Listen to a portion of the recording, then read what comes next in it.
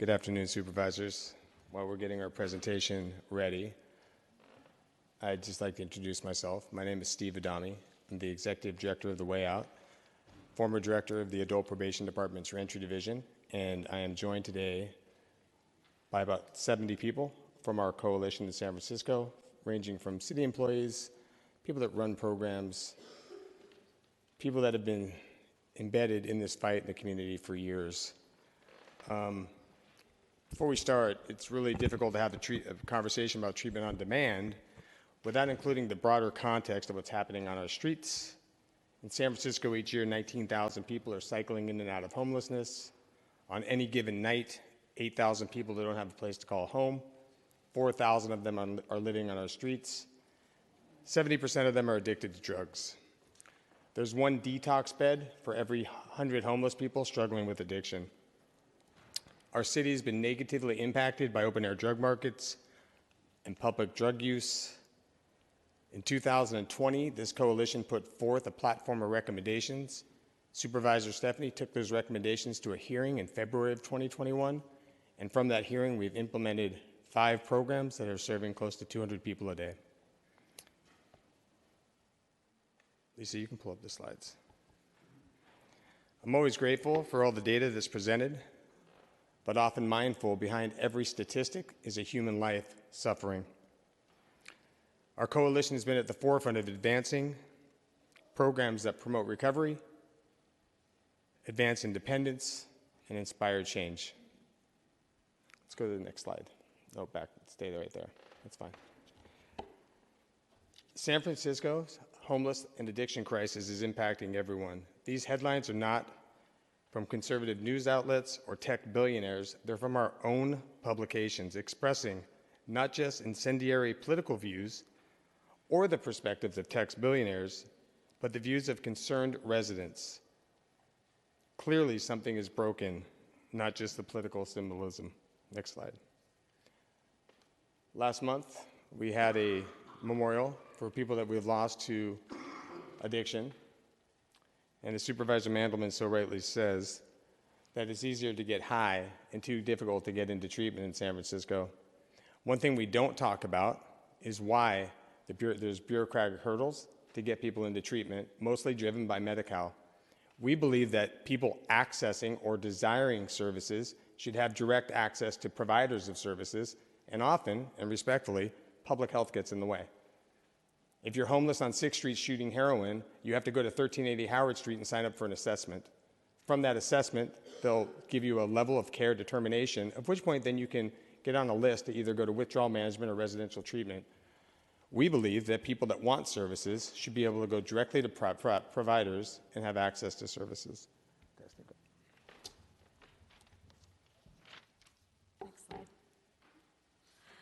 And so none of this happens in a vacuum. As we talk about treatment on demand, we have to acknowledge what's happening out on our streets. The impact of open-air drug scenes, I don't need to preach about it. I know that everyone in this room sees it with their own eyes. But I'm here to emphasize that this is affecting everyone. And, from users, we've lost over 3,000 people. We're distributing syringes in an effort to save lives. We're upped our Narcan distribution, yet we've continued to see a treatment decline. Our community feels unsafe, they feel exposed. This is traumatic to walk by every day. We need to do something about that. And this is having impact on our businesses, and I don't need to talk about the economic impact this is having to our city. And then there's the faith and distrust that's growing amongst community members with our government. This idea that there's been a lot of inaction, right? We've seen a lot of solutions. We heard from a lot of departments today, and yet we don't see a culture that embraces acknowledging failure and saying, hey, we're going to do something differently. And the only, I think, individuals that seem to be thriving, and I know that this has been changing lately with the addition of DMAC, but users seem to be the only ones who seem to be benefiting from this whole situation, this culture of inaction.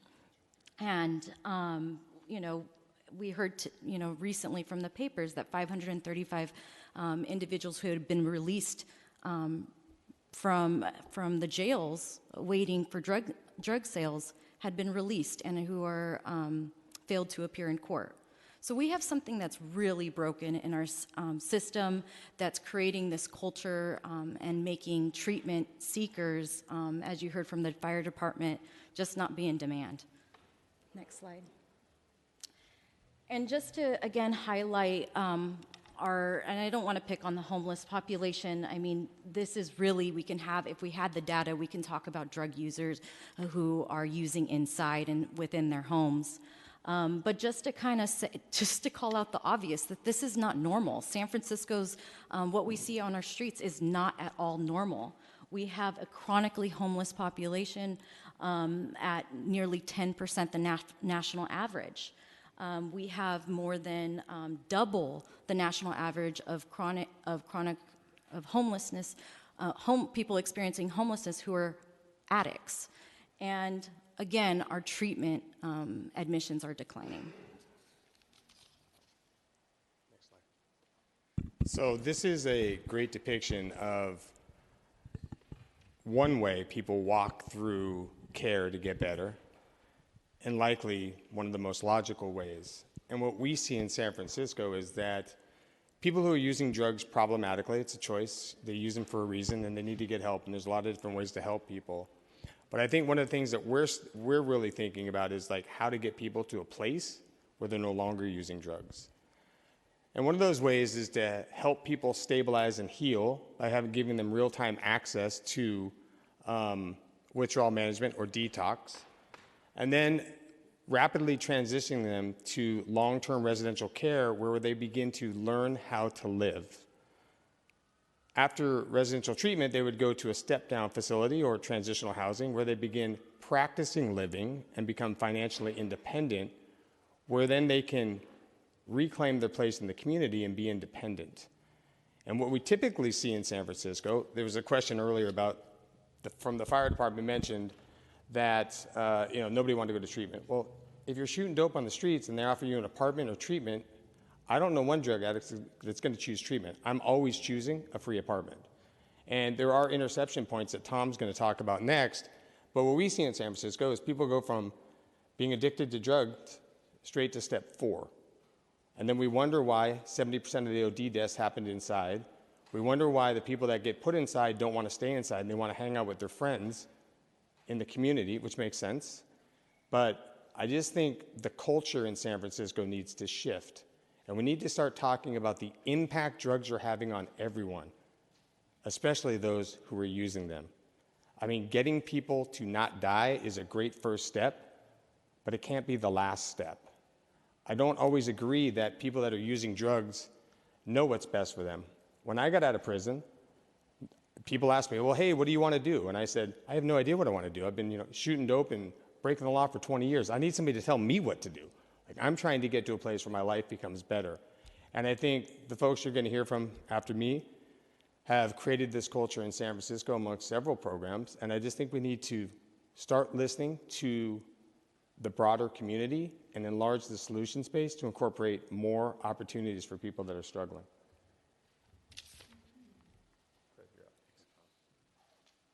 Next slide, please.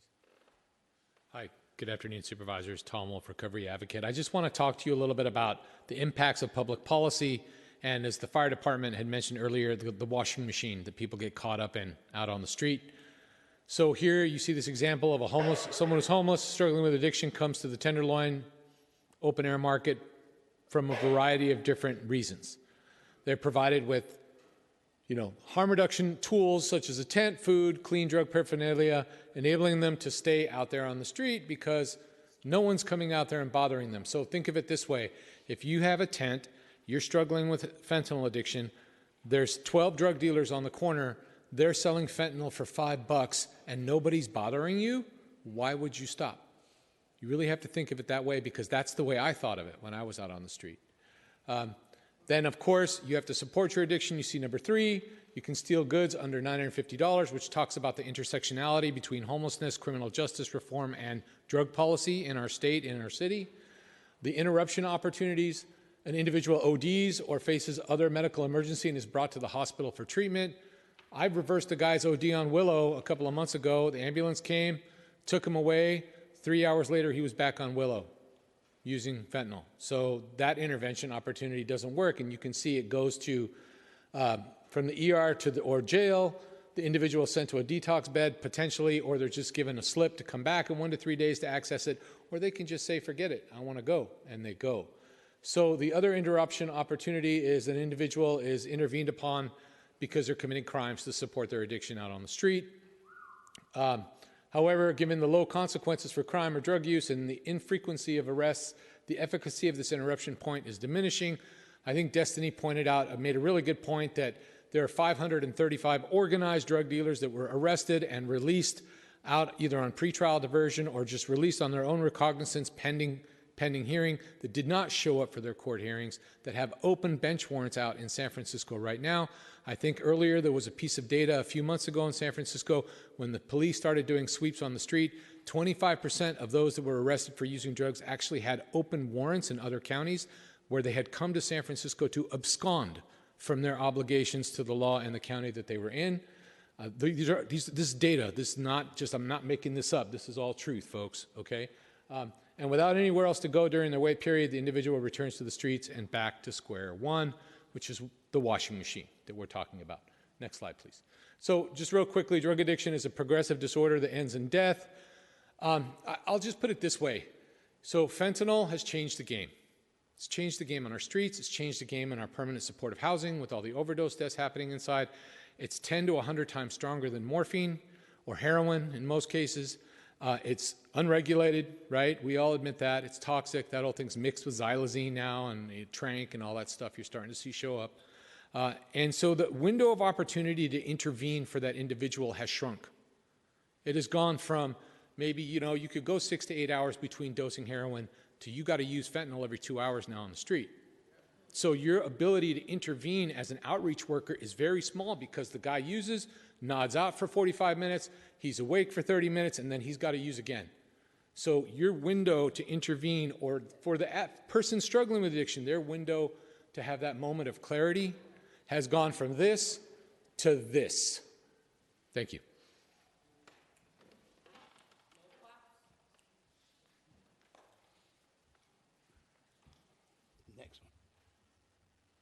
So I'm here today in support of this, and the thing I want to talk about is, if you look at that slide, did you show that slide up there?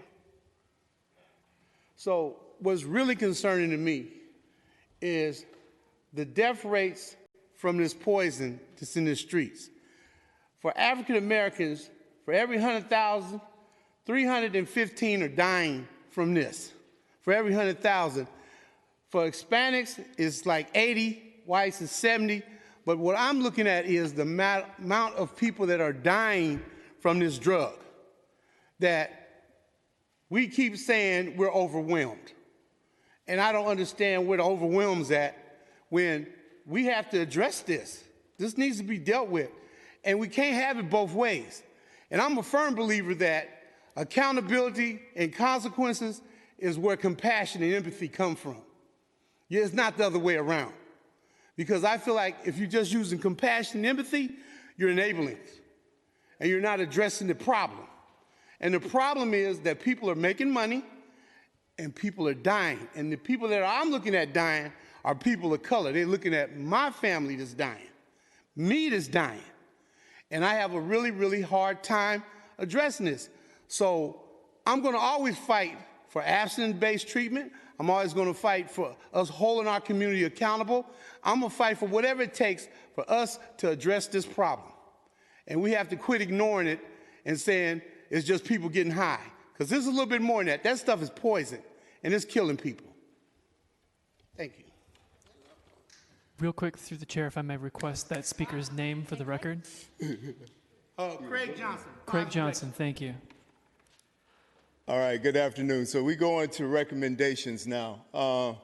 Our recommendations are simple as this: revise San Francisco's public health policies to be more inclusive of options that address the needs of all San Franciscans, including abstinence-based treatment, faith-based, and culturally specific programs.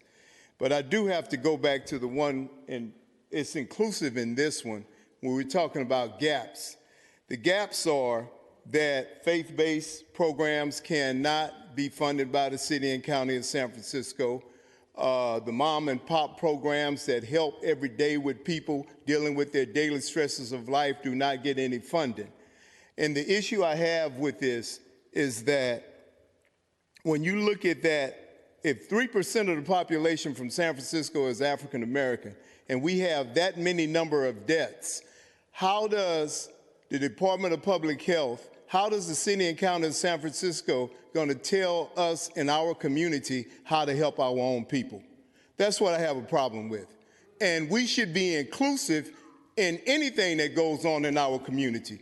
We should be the ones that are the experts at what happens in our community, because it's our children that are dying, it's our kinfolks that are dying, and that shouldn't happen. And even with the, like I said, black and brown are the most ones, but when it's us, it's not like it's a big concern. And that's the problem that I have with that one. So therefore, you're talking about a gap, that's a huge gap, because we don't have those services available for that population. The other one is equal investment for recovery and residential treatment options. In this city, you were talking about a gap again. The gap is that, yes, harm reduction, all of the passing out needles, all of that is well and good, but there's no balance with it. People are told that I can give you a needle to use, but how many people are told that there is help for you? What is it that you need besides a needle? Besides having something to rinse, what is that stuff? Pipes and all, whatever it is. But it's just like Narcan and giving people Narcan. Good and fine, I'm not knocking that. But it should be more options. Because if you limit people to those options, you're keeping them ghettoized.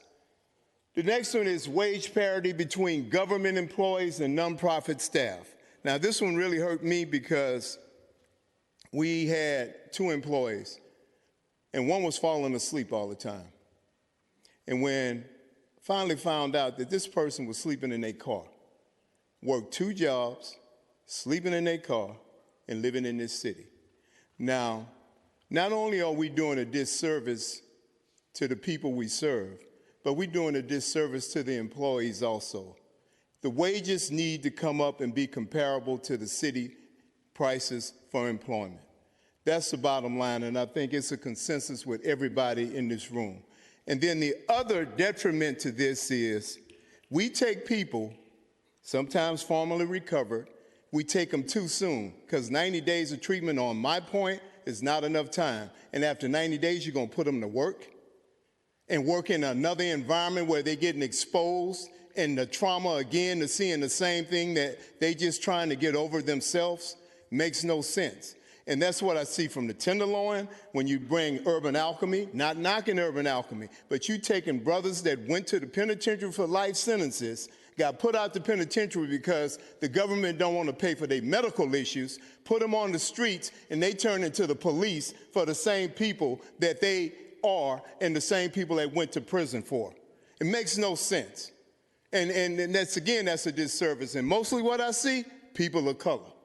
The next one is every city-funded outreach team should include a recovery advocate, and all team members should be trained on how to connect people to treatment. Now, I do know that DPH does send out peers. But again, what they don't talk about a lot of times is that, have you ever thought about being sober? It's the conversation you have. It's the connection that you make. I agree with a lot of people that you do have to make a connection with people, but it's also accountability. Have so many people tell me all the time, you can't arrest a poor drug addict. But one thing I know, because as a drug addict, what I did every day, I had to steal every day in order to support my habit. And I don't think that's changed too much. So it's not necessarily that you're doing something to the poor drug addict, but you got to be accountable for our stores closing. You have to be accountable to the people that's trying to have a business and put their children through school. We have to be accountable in those areas. And what, again, that we have to work together instead of working apart. The next one, let me go because we ain't got that much. Fund a stabilization center pre-treatment program. The other missing piece, a stabilization center. Where we have medical treatment on hand, where we have a bed available for a person, where we have food, where we have everything for them to be able to come to. My whole idea of this was simple. Let a person come in, don't even have to do any paperwork. We embrace you at that moment. Would you like to take a shower? Would you like to get something to eat? Lay down and rest for a minute, whatever it takes for you, maybe 2 or 3 days. Then we talk to you and decide about what you want to do. The thing is, some people may decide, I want to keep going back out and getting high. But the fact of the matter is, they know where to come from now on without a referral, without having to go through all of this paperwork to be able to come in. And then if they do want help, then we can do the paperwork and start the paperwork at that point. But the fact of the matter is it's like somebody had said earlier, having a huge sign saying, help is here. I can't see the next one. What's the next one? Okay, remove all barriers to drug treatment. Those seeking treatment should have direct access to all city-funded service. They're basically the same thing, so we can move on that one. Fully fund drug treatment on demand.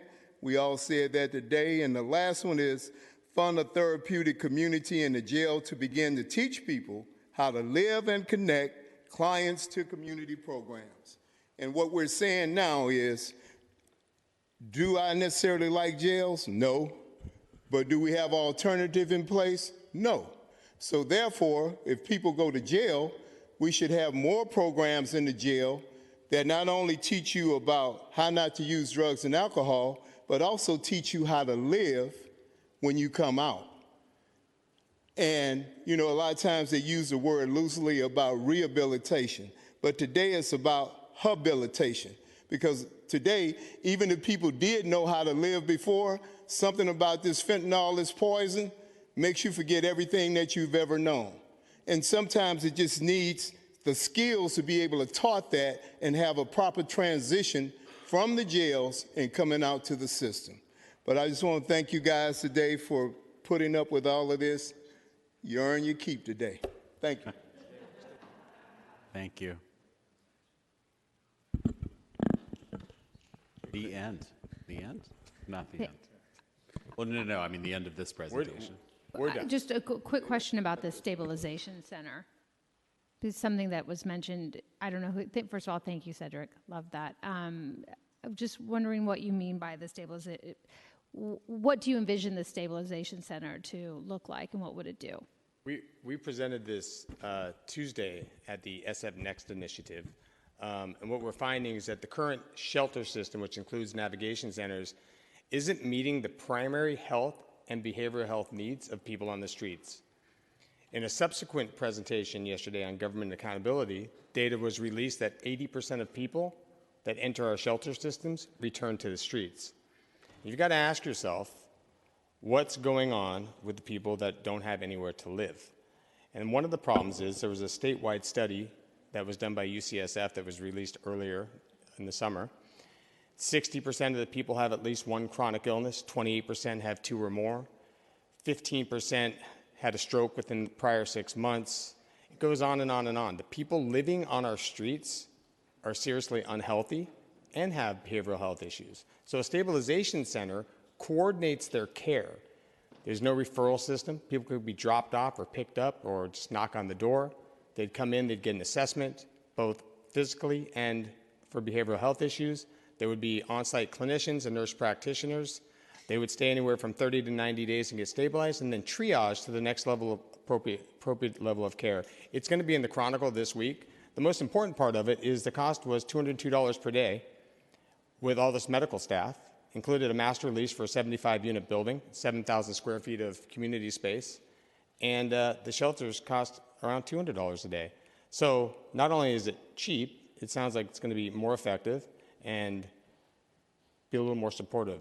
The goal of the shelter should not be to return somebody to the streets. It should be to get people to the next place in their life. And it could be a variety of different places, but it's a need that's not being met currently and mostly driven by the improper staffing to meet the needs of those people. And we currently, what we did get out of this from the last time we met with you was the Billie Holiday Center, which is it's only a 30-bed facility, stays full. And we get so many calls from the hospitals when a fire person was talking about that. And also EMT want to bring people there, but we stay full. And this was just something that was a void in this city that we didn't have. Now, we would love to have medical staff on hand to be able to, because that's something else that doesn't get addressed when people come in. I hear everybody talking about the drugs, the care of the person, but nobody talks about the cuts, the abscesses. When the last time you've been to a doctor? Do you have high blood pressure? Any of those things, because the focus is always on something else. But the stabilization center, because I heard DPH use that today, and it was funny because when I said it the first time, nobody was saying, no, we're not doing that. Nobody wanted to have it. Now everybody's using the terminology stabilization center. It should be, instead of having those, what them things is, where they can go use that? Oh, them hubs. Them hubs should have stabilization centers in every neighborhood. It makes more sense to me, and it's using your money more wisely if you're talking about you really care about people. Because a hub, to me, is just like a mortuary.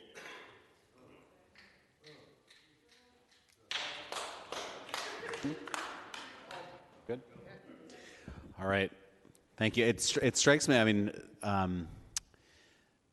the stabilization center you all are talking about reminds me a lot of the mental health services center that Supervisor Ronan was envisioning in mental health SF. And the idea of having a 24/7 facility where people with behavioral health needs would come and then kind of get navigated to the right place was a need then, seems like it's still a need.